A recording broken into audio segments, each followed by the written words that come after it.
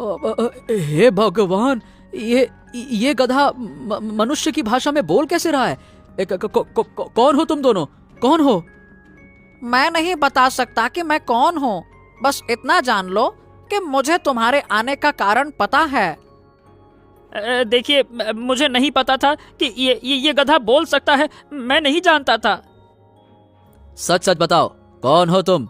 तुम्हें हमारे बारे में कैसे पता? बोलो। चाहे विश्वास करो या नहीं, पर मैं जानता हूँ कि तुम कोई व्यापारी नहीं, बल्कि इस राज्य के राजकुमार अर्जुन हो, राजा विक्रम के पुत्र। हाँ हाँ, ये सत्य है कि हम राजकुमार अर्जुन हैं, पर तुम्हें मेरे बारे में इतना सब कुछ कैसे मालूम? बोलो। क्योंकि मैं सब जानता हूँ। तुम यहाँ किसी फलदार वृक्ष की तलाश में नहीं आए, बल्कि एक जादुई मटके की तलाश में आए हो। वही मटका जो किसी भी मनुष्य की इच्छा। जादुई मटका? तुम्हें उसके बारे में कैसे पता? वो मटका इस जंगल की गहराई में बनी गुफा के अंदर है। कहते हैं जो भी उससे कोई इच्छा मांगता है वो इच्छा पूरी हो जाती है, चाहे वो अमर होने की ही क्यों ना हो। पर मैं ये भी जानता हूँ कि तुम्हारी नीयत पवित्र है। तुम अमरता नहीं, अपने पिता को ढूंढने आए हो। हे ईश्वर, इस गधे को तो मेरी पूरी सच्चाई मालूम है। आखिर तू है कौन? कौन है तू? सवाल ये नहीं कि मैं कौन, जान लो कि मैं तुम्हारी मदद कर सकता हूँ। मुझे उस गुफा का रास्ता पता है जहाँ वो जादुई मटका है। अर्जुन ने एक क्षण सोचा, फिर हामी में सिर हिला दिया। गधा आगे बढ़ा। किशन और अर्जुन उसके पीछे चल पड़े। घंटों की यात्रा के बाद वो एक विशाल गुफा के सामने खड़े थे। गुफा और उसके भीतर से हल्की सुनहरी रोशनी झिलमिला रही थी। हाँ, यही वो स्थान है। याद रखना, यह मटका मनुष्य की इच्छाओं को बढ़ा देता है। यदि तुम्हारे मन में लालच आया तो तुम भी श्रापित हो जाओगे मेरी तरह, समझे? तुम्हारी तरह? मतलब तुम श्रापित हो? हाँ हाँ राजकुमार, मैं भी कभी मनुष्य था। लालच ने मुझे ये केवल चेतावनी दे सकता हूँ और कुछ नहीं। अर्जुन और किशन ने साहस जुटाकर गुफा के भीतर कदम रखा। तभी अर्जुन की नजर गुफा के केंद्र में रखे हुए एक चमकते हुए मटके पर पड़ी। मैं हूँ जादुई मटका, जो मनुष्य की हर इच्छा पूरी कर सकता है। हाँ, हे ईश्वर, ये मटका भी बोल सकता है। अगले ही पल रंग बिरंगी रोशनी गुफा में फैल गई और उसी प्रकाश से एक सुंदर देवी प्रकट हुई। मैं इस मटके की रक्षक हूँ, जंगल की देवी।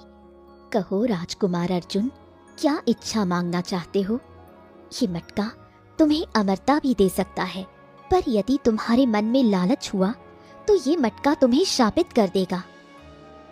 देवी, मैं अमरता नहीं चाहता। मैं केवल अपने पिता को ढूंढना चाहता हूँ। एक साधु ने कहा था, पहुँच गया यदि मैं तो अपने पिता तक भी पहुँच जाऊंगा। देवी मुस्कुराई।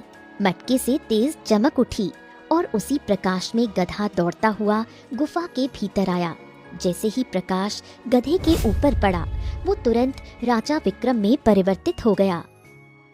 हाँ, पिताजी, आप गधे के रूप में थे? पुत्र, हाँ, मैं श्रापित हो गया था पुत्र, मैं श्रापित हो गया था। क्या? पर पिताजी, आप तो शिकार के लिए गए थे ना?